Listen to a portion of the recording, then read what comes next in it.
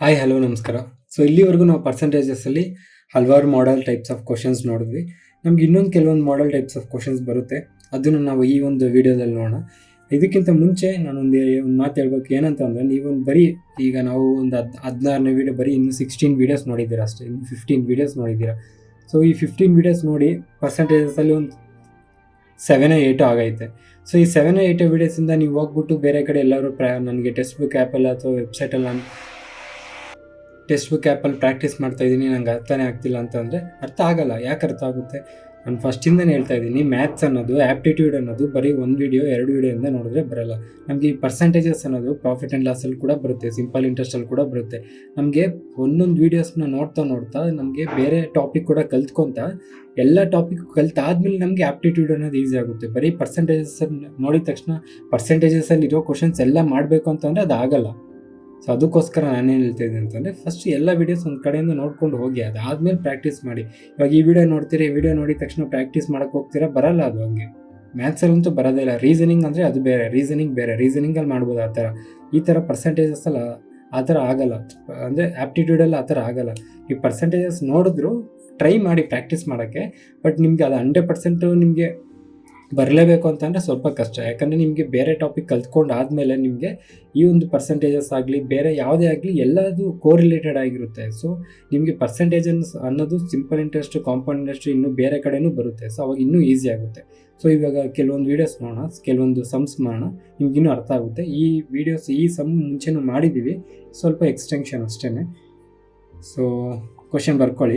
ನಾನು ಮುಂಚೆ ಮತ್ತೆ ಹೇಳ್ತಾ ಇದ್ದೀನಿ, ಕ್ವಶನ್ ಯಾಕೆ ಹೇಳ್ತಾ ಇದ್ದೀನಿ ಅಂತಂದರೆ, ನೀವು ನಿಮ್ಮ ಬುಕ್ಕಲ್ಲಿ ಬರ್ಕೊಂಡು ನೀವು ಪ್ರಾಕ್ಟೀಸ್ ಮಾಡ್ತೀರಾ, ಪ್ರಾಕ್ಟೀಸ್ ಮಾಡಾದ್ಮೇಲೆ ಮತ್ತೆ ಫ್ಯೂಚರಲ್ಲಿ ನಿಮಗೆ ಬೇಕಾದಾಗ ನೋಡ್ಕೊತೀರಾ ಅಂತ ಅಷ್ಟೇ. ಸೊ ಇವಾಗ ನಾವೇನು ಮಾಡೋಣ? ಇನ್ನೊಂದು ಮಾತು, ಬರೀ 1 ವೀಡಿಯೋ ನೋಡಿ 2 ವೀಡಿಯೋ ನೋಡಿದ ತಕ್ಷಣ ನಿಮ್ಗೆ ಏನು ಹೇಳ್ಕೊಂಡ್ಕೊಡೋಕೆ ಬರಲ್ಲ ಅಂತ ಹೇಳ್ಬಿಟ್ಟು ನೀವು ನಂದೇ ಎಲ್ಲ ಯಾರದೇ ಬರೀ 1-2 ವೀಡಿಯೋ ನೋಡಿದ್ರೆ ನಿಮ್ಗೆ ಗೊತ್ತಾಗಲ್ಲ. ನಿಮ್ಗೆ ಆ ಥರ ಅನ್ಸೋದ್ರೆ ದಯವಿಟ್ಟು ನೋಡೋಕ್ಕೂ ಹೋಗ್ಬೇಡಿ. ಕ್ವಶನ್ ಬರ್ಕೊಳ್ಳಿ. ಇಲ್ಲಿ ಪಕ್ಕದಾಗ ಕನ್ಸ್ಟ್ರಕ್ಷನ್ ನಡೀತಿದೆ, ಅದಕ್ಕೋಸ್ಕರ ಕೆಲವೊಂದು ಅವಾಗ ಸೌಂಡ್ ಬರ್ತಾ ಇರುತ್ತೆ, ಸ್ವಲ್ಪ ಅಡ್ಜಸ್ಟ್ ಮಾಡ್ಕೊಳ್ಳಿ. In an election between two candidates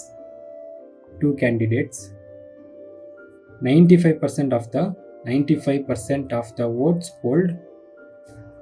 polled were declared valid if a person who secured 60% of the valid votes won the election by a margin of 760 votes. Find the total number of votes polled in the election. ಅರ್ಥ ಆಗ್ತಿದೆ ಅಲ್ವಾ? Question ಅರ್ಥ ಆಯ್ತಲ್ವಾ? So question ನೋಡ್ಕೊಂಡ್ರೆ ನಮ್ಗೆ ಏನು ಕೇಳ್ತಿದ್ದಾರೆ ಅವರು ಇಲ್ಲಿ, ಒಂದು ಎಲೆಕ್ಷನಲ್ಲಿ ಇನ್ನೇನು ಎಲೆಕ್ಷನ್ ಬಿಟ್ವೀನ್ 2 ಕ್ಯಾಂಡಿಡೇಟ್ಸ್, ಇಬ್ಬರ ನಡುವೆ ಎಲೆಕ್ಷನ್ ನಡೀತದೆ. ಅದರಲ್ಲಿ 95% ವೋಟ್ ಮಾತ್ರ ವ್ಯಾಲಿಡು, ಅಂದರೆ ಅದು ಕರೆಕ್ಟ್ ವೋಟ್ಸ್ ಅಂತ, 5% ಇನ್ವ್ಯಾಲಿಡು. ಅದಾದಮೇಲೆ if a person who secured 60% of valid votes, 60% votes ಬಂದಿರೋರು ಗೆದ್ರಂತೆ ಎಲೆಕ್ಷನಲ್ಲಿ. ಎಷ್ಟು ಮಾರ್ಜಿನ್ ಅಂತ ಅಂದರೆ ಅವ್ರಿಗೂ ಗೆದ್ದಿರೋರ್ಗೂ ಸೋತಿರೋರ್ಗೂ ಮಧ್ಯದಲ್ಲಿರೋ ಡಿಫ್ರೆನ್ಸ್ನ ಮಾರ್ಜಿನ್ ಅಂತ ಕರಿತೀವಿ. ಮಾರ್ಜಿನ್ ಎಷ್ಟು? 760 ವೋಟ್ಸ್ ಅಂತೆ. ಸೊ ಗೆದ್ದಿರೋರು 60% ಬಂದಿದೆ, ಅವ್ರಿಗೆ margin 760%. Find the total number of votes polled in the election. Total number of votes ಅಂತ ಅಂದರೆ ನಾವು 100% ಕಂಡುಹಿಡಿಬೇಕು. 100% ಅಂದರೆ ಇನಿಷಿಯಲ್ ವ್ಯಾಲ್ಯೂ ಕಂಡುಹಿಡಿಬೇಕು. ಇಲ್ಲಿ ಇನಿಷಿಯಲ್ ವ್ಯಾಲ್ಯೂ ಕೇಳ್ತಾರೆ. ಸೊ ಕ್ಲೀನಾಗಿ ಕೊಟ್ಟಿರಂಗೆ ಬರ್ಕೊಂಡ್ರೆ ಇವಾಗ ಏನು, ಹೇಗೆ ಎಷ್ಟು ಬಂದಿದೆ? 60% ಆಫ್ ಎಷ್ಟು? 60% ಆಫ್ 95%. 95%ಅಲ್ಲಿ 60% ಬಂದಿರೋದು ಬಿಗೆ. ಸೊ 95% 60% ಬಂದರೆ, ಸೊ ಇನ್ನು ಮಿಕ್ಕಿದ 40%. ಇವಾಗ ನಾವು ಈ ಕನ್ಫ್ಯೂಸ್ ಆಗಬೇಡಿ, ಇದು 60 ಬರ್ಕೊಂಡು ಇಲ್ಲಿ 35 ಬರ್ಕೊಬೇಕಲ್ವ ಅಂತ. ನಾವೀಗ ಈ 95 ಬಿಟ್ಬಿಡಿ. ಇವನಿಗೆ 60% ಬಂದಿದೆ, ಇವನಿಗೆ 40% ಬಂದಿದೆ. ಎಷ್ಟಲ್ಲಿ ಬಂದಿದೆ? 95%ಅಲ್ಲಿ. 95%ಅಲ್ಲಿ ಇವನಿಗೆ 40% ಬಂದಿದೆ, ಇವನಿಗೆ 60% ಬಂದಿದೆ. ಈಗ ಮಾರ್ಜಿನ್ ಅಂದರೆ ಡಿಫ್ರೆನ್ಸು, ಇದಕ್ಕೂ ಎಷ್ಟು ಡಿಫ್ರೆನ್ಸು, ಎಗೂ ಬಿಗೂ ಎಷ್ಟು ಡಿಫ್ರೆನ್ಸು? 20%. 20% ಆಫ್ ಎಷ್ಟಕ್ಕೆ? 95%. 95%ಅಲ್ಲಿ 20%. 95% ಏನು? Valid words. So 95% of 20% of 95% ಎಷ್ಟಾಗುತ್ತೆ? 20% ಆಫ್ 95 ನಮಗೆ 10% ಎಷ್ಟು? 9.5. 20% 9.5 ಪ್ಲಸ್ 9.5 ಅಂದರೆ 19%. ಸೊ ಈ 19% 760 ಅಂತೆ. ಈ own the election by A margin of 760 votes. So margin ಎಷ್ಟು? 19%. 19% vote 16%. 760 ಆದರೆ 100% ಎಷ್ಟು? ಸೊ ಇದು ನಮಗೆ ಬಂದರೆ ನಿಮಗೆ ಆಲ್ರೆಡಿ ಗೊತ್ತು, ನಮ್ಗೆ ಆನ್ಸರ್ ಬಂದ್ಬಿಡುತ್ತೆ ಅಂತ. ಸೊ ಈ 19ಗೂ 76ಗೂ ಏನಾದ್ರು ಸಂಬಂಧ ಇದೆ ಅಂತಂದರೆ ಇದೆ. ಇಂಟು 4 ನಾನು ಹೆಂಗೆ ನೋಡ್ತೀನಿ ಅಂತಂದರೆ, ನಾನು ಇದು 20ಗೆ ಹತ್ರ ಇದೆ. ಸೊ 24ದ ಎಷ್ಟು? 80 ಅಂದರೆ 1 2 3 4 ತೆಗಿಬೇಕು. ಸೊ 19 into 4 ಅಂದರೆ ಅರ್ಥ ಆಗ್ತಿದೆಯಾ? ಸೊ ನಾನು ಈ ಥರ ಮಲ್ಟಿಪ್ಲಿಕೇಶನ್ ಮಾಡ್ತೀನಿ, ನಮ್ಗೆ ಯಾವುದು ಈಸಿ ಆಗುತ್ತೋ ಅದ್ರ ಮೇಲೆ ಮಾಡ್ಕೊಂಡು ಹೋಗ್ತೀನಿ. ಸೊ ಇಂಟು 4 ಅಂತಂದರೆ ಇಲ್ಲಿ ಇಂಟು 40, ಈ ಒಂದು 0 ಹಾಕೊಂಡಿದ್ದೀನಿ. ಇಂಟು 40 ಅಂತಂದರೆ ಟೋಟಲ್ ವೋಟ್ಸ್ ಎಷ್ಟು? 4000. ಸೊ ನಮಗೆ total votes polled in the election is 4000. Simple ಅಲ್ವಾ? ಅರ್ಥ ಆಯ್ತಲ್ವಾ? ಸೊ ನಾವು ಈ ಥರ ಎಲೆಕ್ಷನ್ಸ್ ಕ್ವಶನ್ಸ್ ಕೊಟ್ಟಾಗ ನಾವು ಈ ಥರ ಮಾಡ್ತೀವಿ. ಓಕೆನಾ? ಎಲೆಕ್ಷನ್ಸ್ ಕ್ವಶನ್ಸ್ ತುಂಬಾ ಕೊಟ್ಟಿರ್ತಾರೆ, ನೀವು ಆಲ್ರೆಡಿ ನೋಡಿರ್ತೀರ, ಪ್ರಾಕ್ಟೀಸ್ ಮಾಡಿದರೆ. Next question. So next question ಬರ್ಕೊಳ್ಳಿ. Second question. In an exam there were 2000 candidates, out of which 900 were boys. If 32% of the boys passed and 38% of girls passed, find the percentage of failed candidates. So question ನೋಡ್ಕೊಂಡ್ರೆ ಏನು ಕೇಳ್ತಿದ್ದಾರೆ? ಇನ್ನೇನು exam 2000 ಜನ ಇದ್ದಾರಂತೆ, ಅದರಲ್ಲಿ 900 ಜನ boys ಅಂತೆ. ಆ ಬಾಯ್ಸು 900 ಜನ ಅಂತೆ. 32% ಆಫ್ ದ ಬಾಯ್ಸ್ ಪಾಸ್ಡ್ ಅಂತೆ, 38% ಆಫ್ ದ ಗರ್ಲ್ಸ್ ಪಾಸ್ಡ್ ಅಂತೆ. ಈಗ ಬಾಯ್ಸು ಟೋಟಲ್ 2000 ಅಂತೆ, ಅದರಲ್ಲಿ 900 ಬಾಯ್ಸ್ ಅಂತೆ. ಸೊ 900 ಬಾಯ್ಸ್ ಅಂತಂದರೆ ಗರ್ಲ್ಸ್ ಎಷ್ಟಾಗ್ತಾರೆ? 1100. ಈಗ ಈ 900ಅಲ್ಲಿ 32% ಆಫ್ ದ ಬಾಯ್ಸ್ ಪಾಸ್ಡ್ ಅಂತೆ, ಇದರಲ್ಲಿ 32% ಪಾಸ್ಡ್ ಅಂತಂದರೆ ನಮಗೆ ಕೇಳಿರೋದವರು ಫೇಲ್ಡು. ಸೊ ನಾವು ಡೈರೆಕ್ಟಾಗಿ ಫೇಲ್ಡೇ ಹಾಕೊಂಬೋಣ. ಇದು ಪಾಸ್ಡ್ ಏನು ಕಂಡಿಡಿದಾರಲ್ಲ, ಮತ್ತೆ ಮೈನಸ್ ಎಲ್ಲ ಮಾಡೋದು ಬೇಡ. ಇವಾಗ 900 ಅಲ್ವಾ, 32% of the boys pass, 32% pass ಆಗಿದ್ದಾರೆ ಅಂತಂದರೆ 68% ಫೇಲ್ ಆಗಿದ್ದಾರೆ ಅಂತ ಅರ್ಥ ಅಲ್ವಾ. So 68% of what? 68% ಆಫ್ 900 ಅಂದರೆ 900ಅಲ್ಲಿ 68% ಆಫ್ ಜನ ಬಾಯ್ಸು, 68% ಬಾಯ್ಸು ಫೇಲ್ ಆಗಿದ್ದಾರೆ. ಅದೇ ಥರ ಗರ್ಲ್ಸು 38% ಆಫ್ ಗರ್ಲ್ಸ್ ಪಾಸ್ಡ್ ಅಂತೆ. ಫೇಲ್ ಆಗಿರೋರೆಷ್ಟು? 62%. 100ಅಲ್ಲಿ 38 ತೆಗೆದ್ರೆ 62 ಬರುತ್ತೆ. ಅರ್ಥ ಆಗ್ತಿದೆ ಅಲ್ವಾ? 62% ಆಫ್ 1100. ಸೊ ಇದು ಎಷ್ಟು ಬರುತ್ತೆ ನಮಗೆ? 68% ಆಫ್ 900 ಎಷ್ಟು ಬರುತ್ತೆ ನಮಗೆ? ಇದು ನಾವು 68% ಆಫ್ 900ನ ನಾವು 900% ಆಫ್ 68 ಮಾಡ್ಬೋದಲ್ವಾ? ಇದೆಲ್ಲ ಸ್ಟಾರ್ಟಿಂಗ್ ವೀಡಿಯೋಸಲ್ಲಿ ಹೇಳ್ಕೊಂಡ್ಕೊಟ್ಟಿದ್ದೀನಿ. ಸೊ ನಮಗೆ 100% 68 ಆದರೆ 900 ಎಷ್ಟಾಗುತ್ತೆ? ನಾವು ಫಸ್ಟು 68 ಇಂಟು 10 ಹಾಕ್ಕೊಂಡ್ರೆ 68 ಬರುತ್ತೆ, 680 ಬರುತ್ತೆ. ಅದರಲ್ಲಿ 68 ಮೈನಸ್ ಮಾಡಿದ್ರೆ 612 ಮೆಂಬರ್ಸ್. ಸೊ 612 ಮೆಂಬರ್ಸು ನಮಗೆ ಫೇಲ್ ಆಗಿರ್ತಾರೆ ಇದರಲ್ಲಿ.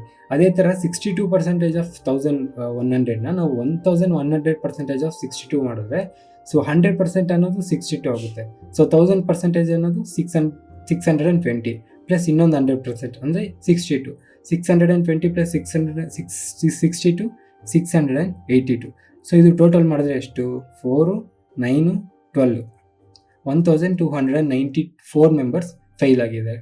So 1294 members out of 2000 fail ಆಗಿದ್ದಾರೆ. ಸೊ ಇವ್ರ ಪರ್ಸೆಂಟೇಜ್ ಕಂಡಿಡಿದ್ರೆ ನಮ್ಮ ಆನ್ಸರ್ ನಮಗೆ ಬರುತ್ತೆ. ಸೊ 1294 ಡಿವೈಡ್ ಬೈ ಎಷ್ಟು? ಟೋಟಲ್ ಎಷ್ಟು ಜನ ಇದ್ದರು? 2000 ಇಂಟು 100. ಸೊ ಇದು 0 0 0 0 ಕ್ಯಾನ್ಸಲ್, ಇದು 2 10s, 2 6s, 2 4s 8, 2 7s 60, 647 by 10 ಬರುತ್ತೆ. ಅಂದರೆ ಇದು 64.7% ಆಫ್ ಫೇಲ್ಡ್ ಸ್ಟೂಡೆಂಟ್ ಪರ್ಸೆಂಟೇಜ್ ಎಷ್ಟು ಅಂತಂದರೆ 64.7%. ಅರ್ಥ ಆಗ್ತಿದೆಯಲ್ವಾ? ಈಸಿ ಅಲ್ವಾ? Okay, next question.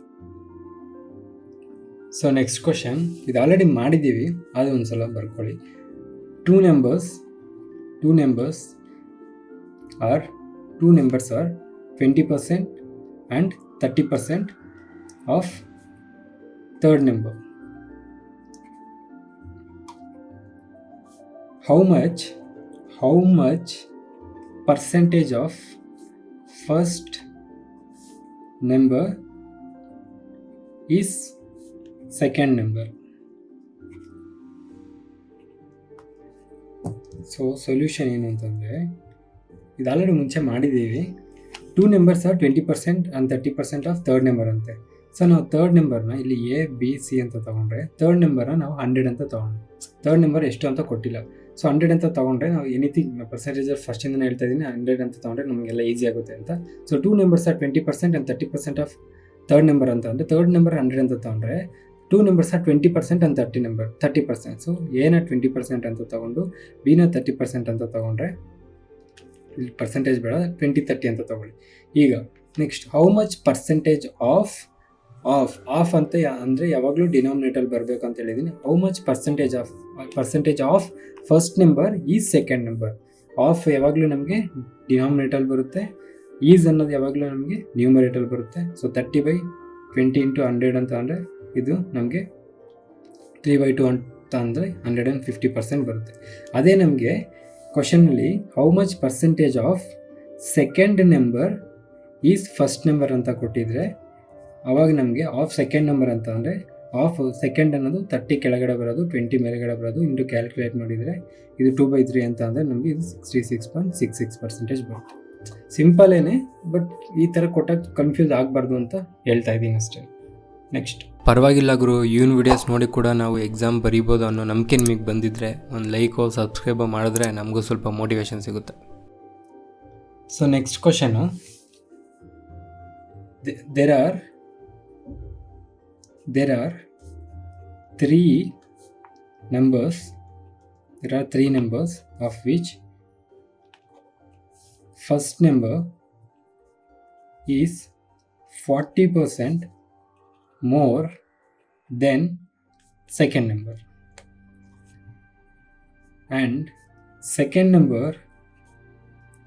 is 20% more than third. How much percentage of the third number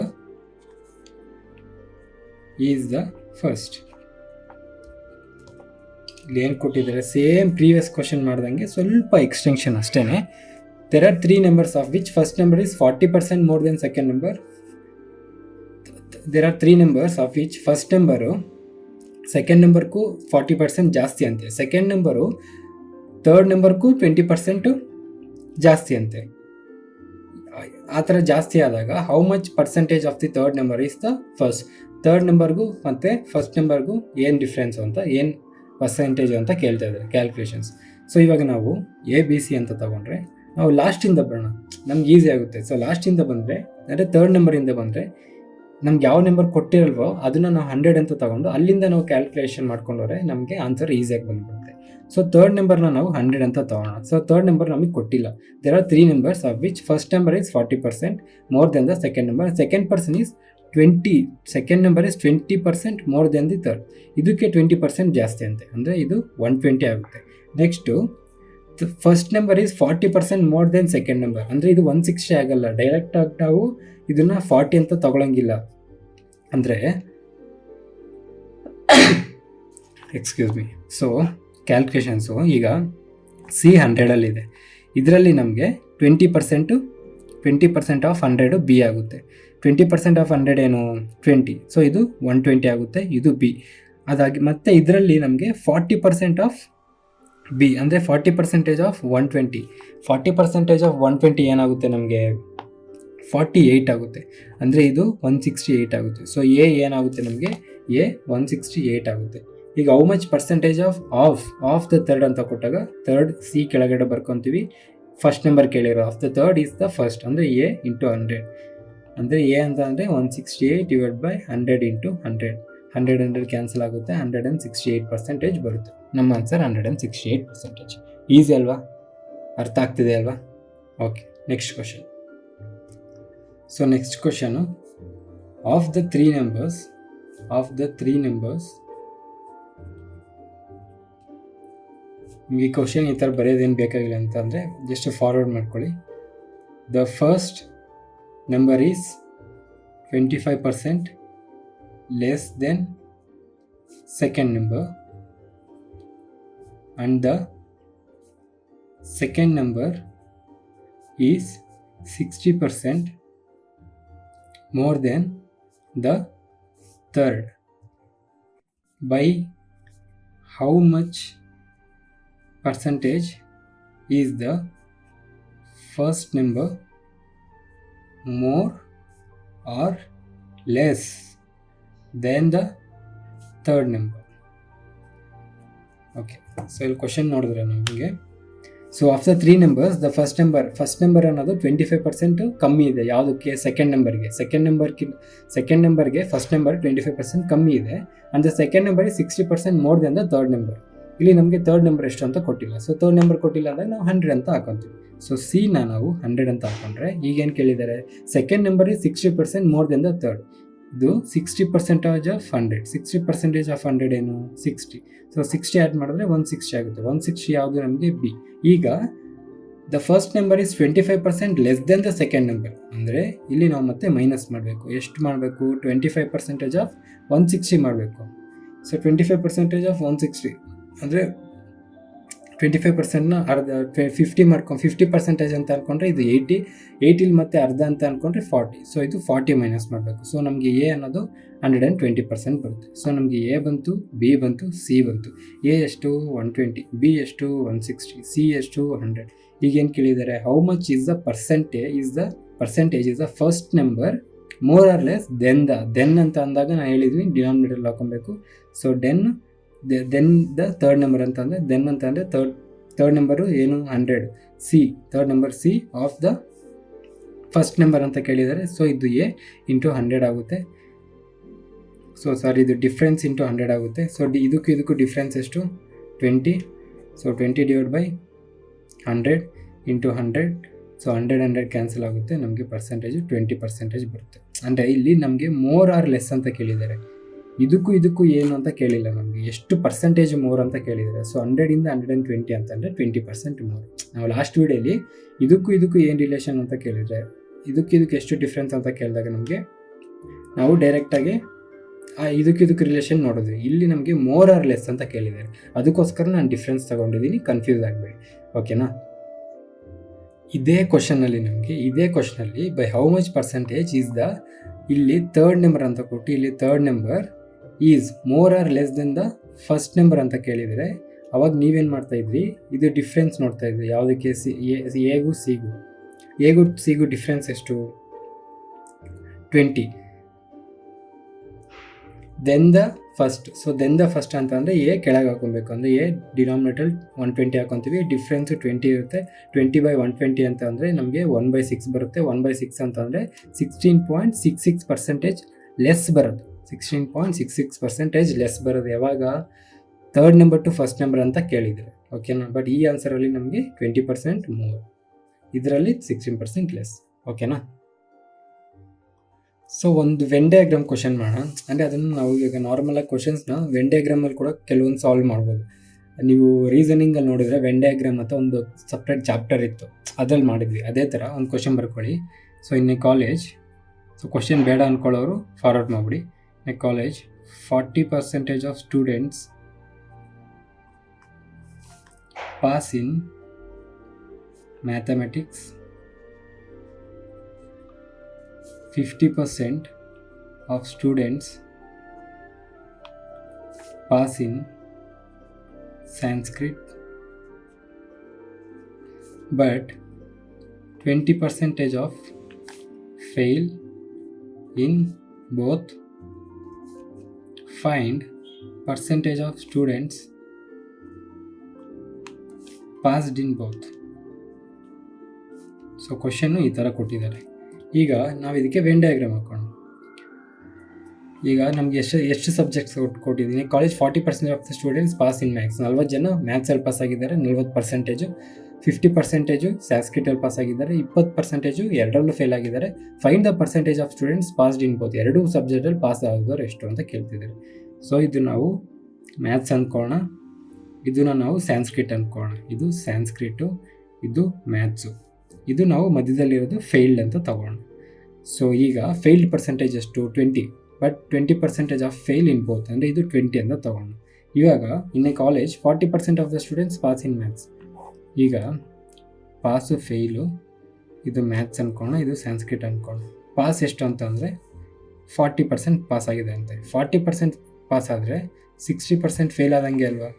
so ಅದೇ ಥರ ಸ್ಯಾನ್ಸ್ಕ್ರಿಟಲ್ಲಿ 50% ಪಾಸ್ ಆದಾರಂತೆ. ಸೊ 50% ಪಾಸ್ ಆದರೆ 50% ಫೇಲ್ ಆದಂಗೆ ತಾನೆ. ಸೊ ಈಗ ನಮಗೆ ಇಲ್ಲಿ ಫೇಲ್ಡ್ ತೊಗೊಂಡಿರೋದ್ರಿಂದ ಇಲ್ಲಿ ಆಲ್ರೆಡಿ ಕಂಬೈನ್ಡ್ 20% ತೊಗೊಂಡಿದ್ದೀವಿ. ಸೊ ಸ್ಯಾನ್ಸ್ಕ್ರಿಟಲ್ಲಿ ಇಲ್ಲಿ ಎಷ್ಟು ಜನ ಬರಬೇಕು? ಉಳಿದಿದ್ದು ಎಷ್ಟು ಜನ? 30. ಅಂದರೆ 30 + 20 50 ಆಗುತ್ತೆ.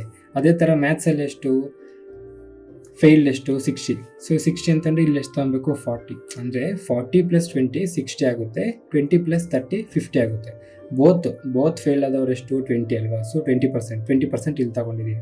ಸೊ ಫೇಲ್ ಆದವರು, ಬರೀ ಮ್ಯಾಥ್ಸಲ್ಲಿ ಫೇಲ್ ಆದವರು 40, ಬರೀ ಸ್ಯಾನ್ಸ್ಕ್ರಿಟಲ್ಲಿ ಫೇಲ್ ಆದವರು 30. ಸೊ ಈಗ ಟೋಟಲ್ ಓವರ್ ಆಲ್ ಫೇಲ್ ಆದವರು ಎಷ್ಟು ಅಂತ ನೋಡಿದ್ರೆ, ಎಲ್ಲ ಓವರ್ ಆಲ್ ಫೇಲ್ ಆದವರು ಎಷ್ಟು ಅಂತ ನೋಡಿಕೊಂಡ್ರೆ, ಮ್ಯಾಥ್ಸಲ್ಲಿ 40, ಸ್ಯಾನ್ಸ್ಕ್ರಿಟಲ್ಲಿ 30, ಬೋತು 20. ಸೊ ಟೋಟಲ್ ಮಾಡಿದ್ರೆ 40, 50, 60, 70, 80, 90. ಅಂದರೆ 90 ಮೆಂಬರ್ಸು 90% ಎಲ್ಲದರಲ್ಲಿ ಯಾವುದೊಂದು ಸಬ್ಜೆಕ್ಟಲ್ಲಿ ಫೇಲ್ ಆಗಿದ್ದಾರೆ. ಟೋಟಲ್ ಎಷ್ಟು? 100. ಸೊ 100ಅಲ್ಲಿ -90 ಮಾಡಿದ್ರೆ ಎಷ್ಟು ಉಳಿಯುತ್ತೆ? 10. ಸೊ 10% ಮಾತ್ರ ನಮಗೆ ಪಾಸ್ಡ್ ಇನ್ ಬೋತ್. ಸೊ ಇದು ನಿಮ್ಗೆ ಆಲ್ರೆಡಿ ವೆನ್ ಡಯಾಗ್ರಾಮಲ್ಲಿ ಆಲ್ರೆಡಿ ಅಲ್ಲೊಂದು 2 ಸಮ್ ಮಾಡಿದ್ವಿ, ನಿಮಗೆ ನೆನಪಾಗಿದೆ ಅನ್ಸುತ್ತೆ. ಇನ್ ಕೇಸ್ ಯಾರೋ ನೋಡಿಲ್ಲ ಅಂತ ಅಂದರೆ ಅಲ್ಲೋಗಿ ನೋಡಿ. ನಿಮ್ಗಿನ್ನು ರೀಸನಿಂಗಲ್ಲಿ ವೆನ್ ಡಯಾಗ್ರಾಮ್ ಅನ್ನೋ ಒಂದು ಚಾಪ್ಟ್ರಲ್ಲಿ ಈ ಥರ ಒಂದು ಸಮ್ಸ್ ಕೂಡ ಮಾಡಿದ್ದೀವಿ. ಸೊ ನೆಕ್ಸ್ಟ್, ಸೊ ಇನ್ನೊಂದು ಕ್ವಶನ್ ಮಾಡೋಣ ವೆನ್ ಡಯಾಗ್ರಾಮಲ್ಲಿ. ಸೇಮ್ ಅದೇ ಥರ ಮಾಡೋಣ, ಸೇಮ್ ಅದೇ ಕ್ವಶನು, ಸ್ವಲ್ಪ ವ್ಯಾಲ್ಯೂಸ್ ಮಾತ್ರ ಚೇಂಜ್ ಆಗಿದೆ. ಈಗ ಕ್ವಶನ್ ಬರ್ದಿದ್ದೀನಿ ಸೇಮ್ ಕ್ವಶನ್ ಥರ, ಸೇಮ್ ಅದಕ್ಕೆ ವ್ಯಾಲ್ಯೂಸ್ ಮತ್ತೆ ಚೇಂಜ್ ಮಾಡ್ಕೊಳ್ಳಿ. So in a town 70% of the citizens read Hindu. 70% Hindu ಓದ್ತಾರಂತೆ, 40% ಟೈಮ್ಸ್ ಆಫ್ ಇಂಡಿಯಾ ಓದ್ತಾರಂತೆ, 30% ಎರಡೂ ಓದ್ತಾರಂತೆ. ನಮಗೇನು ಕೇಳಿದರೆ, find the percentage of citizen who read neither. ಅಂದರೆ ಏನು ಓದಿಲ್ದೇ ಇರೋರು ಎಷ್ಟು ಅಂತ ಕೇಳ್ತಾ ಇದ್ದಾರೆ. ಸೊ ಇಲ್ಲಿ ನಮ್ಗೆ ಏನು ಕೊಟ್ಟಿದ್ದಾರೆ? ಫೈನ್ 30% ರೀಡ್ ಬೋತ್ ಅಲ್ವಾ? ಸೊ ಬೋತ್ನ ರೀಡ್ನ ತೊಗೊಂಡ್ರೆ ಓದೋರ್ದು ನಾವು ಲೆಕ್ಕ ತೊಗೊಂಡು, ಓದೋರ್ದು ವೆನ್ ಡಯಾಗ್ರಾಮ್ ತೊಗೊಂಡ್ರೆ ನಮಗೆ ಈಸಿಯಾಗಿ ಬರುತ್ತೆ. ಅಂದರೆ ಅವರು ಬೋತ್ ಯಾವ್ದು ಕೊಟ್ಟಿರ್ತಾರೋ ಅದನ್ನು ನಾವು ತೊಗೊಬೇಕಾಗುತ್ತೆ. ಸೊ ಇದು ಹಿಂದೂ ಅಂದ್ಕೋಣ, ಇದು ಟೈಮ್ಸ್ ಆಫ್ ಇಂಡಿಯಾ ಅಂದ್ಕೋಣ, ಇದು ಬೋತ್ ರೀಡ್, ಎರಡೂ ಪೇಪರು ಓದೋರು. ಸೊ ಎರಡು ಪೇಪರ್ ಓದೋರು ಯಾರು? 30%. ಸೊ ಬರೀ ಟೈಮ್ಸ್ ಆಫ್ ಇಂಡಿಯಾ ಓದೋರು ಯಾರು? 40%. ಸೊ 30 ಆಲ್ರೆಡಿ ಇದೆ, ಇಲ್ಲೊಂದು 10 ಹಾಕೊಂಡ್ರೆ 40 ಆಗುತ್ತೆ. ನೆಕ್ಸ್ಟು ಹಿಂದೂ ಓದೋರು ಎಷ್ಟು? 70%. ಇಲ್ಲಿ ಆಲ್ರೆಡಿ 30 ಇದೆ, 40 ಹಾಕೊಂಡ್ರೆ ಇಲ್ಲಿ ಹಿಂದೂ ಆಗುತ್ತೆ. ಬರೀ ಹಿಂದೂ ಓದೋರು 40, ಬರೀ ಟೈಮ್ಸ್ ಆಫ್ ಇಂಡಿಯಾ ಓದೋರು 10, ಎರಡು ಸೇರಿ ಓದೋರು 30. ಸೊ ಇದು ನಮಗೆ ಬರುತ್ತೆ. ಈಗ ಫುಲ್ಲು ನ್ಯೂಸ್ ಪೇಪರ್ ಓದೋರು ಎಷ್ಟು ಅಂತ ನೋಡಿದ್ರೆ 40 + 30 + 10 ಅಂದರೆ ನಮಗೆ 80 ಬರುತ್ತೆ. ಸೊ ಈ ನ್ಯೂಸ್ ಪೇಪರೇ ಓದದೇ ಇರೋರು ಎಷ್ಟು ಅಂತಂದರೆ 100 - 80 ಅಂತಂದರೆ 20%. ಸೊ 20% ಅನ್ನೋರು ನ್ಯೂಸ್ ಪೇಪರೇ ಓದೋದು. ಸೊ ಸಿಂಪಲ್ ಅಲ್ವಾ? ವೆರಿ ಈಸಿ ಅಲ್ವಾ? ಸೊ ನಮಗೆ ಕೆಲವೊಂದು ಸಲ ವೆನ್ ಡಯಾಗ್ರಾಮಿಂದ ಕೂಡ ನಾವು ಸಮ್ಸ್ನ ಸಾಲ್ವ್ ಮಾಡ್ಬೋದು. ಸೊ ಅದಕ್ಕೆ ಹೇಳ್ತಾ ಇರೋದು, ನೀವು ಪ್ರತಿಯೊಂದು ಒಂದು ಸಲ ಎಲ್ಲ ಕಂಪ್ಲೀಟ್ ಆದಮೇಲೆ ನಿಮಗೆ ಸಲ ಕೂತ್ಕೊಂಡ್ರೆ ಮಾಡೋಕ್ಕೆ ನಿಮಗೆ ಈಸಿ ಆಗಿಬಿಡುತ್ತೆ. ಅದಕ್ಕೆ ಎಲ್ಲ ಮೆಥಡ್ಸು, ಎಲ್ಲ ಮಾಡಲ್ಸು ತಿಳ್ಕೊಂಬಿಟ್ರೆ, ಎಲ್ಲ ವೀಡಿಯೋಸು ನೋಡ್ಕೊಂಬಿಟ್ರೆ ನಿಮಗೆ ಈಸಿ ಆಗುತ್ತೆ ಅಷ್ಟೇ. ಸೊ ಆ್ಯಪ್ಟಿಟ್ಯೂಡ್ ಅನ್ನೋದು ಒಂದು ವೀಡಿಯೋ 2 ವೀಡಿಯೋ ನೋಡಿದ ತಕ್ಷಣ ಬರುತ್ತೆ ಅಂತ ಅಂದ್ಕೊಂಬಿಡಿ. ಎಲ್ಲ ವೀಡಿಯೋನೂ ನೋಡಬೇಕು, ಅದಾದಮೇಲೆ ಕಾನ್ಸೆಪ್ಟ್ಸ್ ಅರ್ಥ ಮಾಡ್ಕೊಬೇಕು, ಅದಾದಮೇಲೆ ಪ್ರಾಕ್ಟೀಸ್ ಮಾಡಬೇಕು, ಅವಾಗಲೇ ಬರುತ್ತೆ. ಸೊ ಈ ವಿಡಿಯೋಗೆ ಇಷ್ಟೇ. Thank you. ನನ್ನ ಹೆಸರು ತೇಜ. ಫಸ್ಟ್ ಟೈಮ್ ನೋಡ್ತಾ ಇರೋರಿಗೆ ಈ ವಿಡಿಯೋ ನಂಬರಲ್ಲಿ ಏನಾದರೂ ಕನ್ಫ್ಯೂಷನ್ ಇದ್ದರೆ, ವಿಡಿಯೋ ನಂಬರ್ ಅಂತ ಅಂದರೆ ಏನಿಲ್ಲ, ನಾವು ವೀಕ್ಲಿ ಟಾಸ್ಕ್ ಮಾಡ್ತಾಯಿದ್ದೀವಿ. ಅಂದರೆ ಪ್ರಿಪ್ರೇಷನ್ಸ್ನ ಫಸ್ಟಿಂದ ಮಾಡೋರಿಗೆ ಅಥವಾ ಸ್ಟಾರ್ಟ್ ಮಾಡೋರಿಗೆ ಒಂದು ವೀಕ್ಲಿ ಟಾಸ್ಕ್ ಥರ ಕೊಟ್ಟಿರ್ತೀವಿ. ಸೊ ಆ ವೀಕ್ಲಿ ಅವ್ರು ಏನೇನು ಓದ್ಕೊಬೇಕು ಅಂತ ಎಲ್ಲ ಅದರಲ್ಲೇ ಇರುತ್ತೆ. ಸೊ ಇದು ನಿಮ್ಗೆ ಕ್ಲಿಯರಾಗಿ ಅರ್ಥ ಆಗಬೇಕು ಅಂತ ಅಂದರೆ ನಮ್ಮ ಟೆಲಿಗ್ರಾಮ್ ಚಾನಲಲ್ಲಿ ಇಂಡೆಕ್ಸ್ ಇದೆ. ಇಂಡೆಕ್ಸ್ಗೆ ಹೋದರೆ ನಿಮಗೆ ವೀಕ್ಲಿ ಟಾಸ್ಕ್ ಇರುತ್ತೆ. ಆ ವೀಕ್ಲಿ ಟಾಸ್ಕ್ ಜೊತೆಗೆ ವಿಡಿಯೋ ನಂಬರು, ಟಾಪಿಕ್ಕು ಎಲ್ಲ ಅದರಲ್ಲಿರುತ್ತೆ. ಜೊತೆಗೆ ಯೂಟ್ಯೂಬ್ ಲಿಂಕು ಕೂಡ ಅದರಲ್ಲೇ ಇರುತ್ತೆ. ಸೊ ಪ್ರಿಪ್ರೇಷನ್ ಸ್ಟಾರ್ಟ್ ಮಾಡೋರಿಗೆ ಇದು ತುಂಬ ಯೂಸ್ಫುಲ್ ಆಗುತ್ತೆ. ಒಂದು ಕಡೆಯಿಂದ ಸಿಲೆಬಸ್ನ ಕಂಪ್ಲೀಟ್ ಮಾಡ್ಬೋದು. ಒಂದ್ಸಲ ಚೆಕ್ ಮಾಡಿ ನಿಮಗೆ ಗೊತ್ತಾಗುತ್ತೆ. ಫುಲ್ ವಿಡಿಯೋ ನೋಡಿದ್ರೆ ನೀವು, wow, thank you so much. So ನಿಮ್ಮಂಥವ್ರಿಂದನೇ ಸ್ವಲ್ಪ ಮೋಟಿವೇಶನ್ ಸಿಗುತ್ತೆ. ಅದೇ ಥರ ಈ ವಿಡಿಯೋ ಇಷ್ಟ ಆಗಿರೋ ಲೈಕ್ ಮಾಡಿ, ಇಷ್ಟ ಆಗಿಲ್ಲ ಅಂತ ಅಂದರೆ ಡಿಸ್ಲೈಕ್ ಮಾಡಿ. ಏನಾದ್ರು ಕ್ವಶನ್ಸ್ ಇದ್ದರೆ ಕಮೆಂಟ್ ಮಾಡಿ. ಇಲ್ಲ ನಿಮ್ಮ ಫ್ರೆಂಡ್ಸ್ ಯಾರಾದರೂ ಇದೇ ಥರ ಗೌರ್ಮೆಂಟ್ ಎಕ್ಸಾಮ್ಸ್ಗೆ ಪ್ರಿಪೇರ್ ಆಗ್ತಾರೆ, ನಿಮಗೆ ಇದು ಚೆನ್ನಾಗಿ ಅರ್ಥ ಆಗಿದ್ದರೆ, ನನ್ನ ನಂಬೋದು ಅಂತ ನಿಮಗೆ ಅನಿಸಿದ್ರೆ ಅವ್ರಿಗೂ ಈ ವಿಡಿಯೋನ ಶೇರ್ ಮಾಡಿ. ನಾನು ಸಬ್ಸ್ಕ್ರೈಬ್ ಮಾಡ್ತಿರೋ ಬಿಡ್ತಿರೋ ನಿಮ್ಮ ಇಷ್ಟ. ನಮ್ಮ ಪರ್ಪಸ್ ಅದಲ್ಲ. ಯಾರಾದರೂ ಒಬ್ಬರು ಈ ವಿಡಿಯೋಸ್ ನೋಡಿ ಗೌರ್ಮೆಂಟ್ ಎಕ್ಸಾಮ್ ಪಾಸ್ ಆದರೂ ನಮಗೆ ಅದೇ ದೊಡ್ಡ achievement. So thank you so much. ಈ ವಿಡಿಯೋಗೆ ಇಷ್ಟೇ. ಮತ್ತೆ ಮುಂದಿನ ವೀಡಿಯೋಲಿ ಸಿಗೋಣ. ಅಲ್ಲಿವರೆಗೂ ಮಜಾ ಮಾಡಿ. ನನ್ನ ಹೆಸರು ತೇಜ. ಬಾಯ್.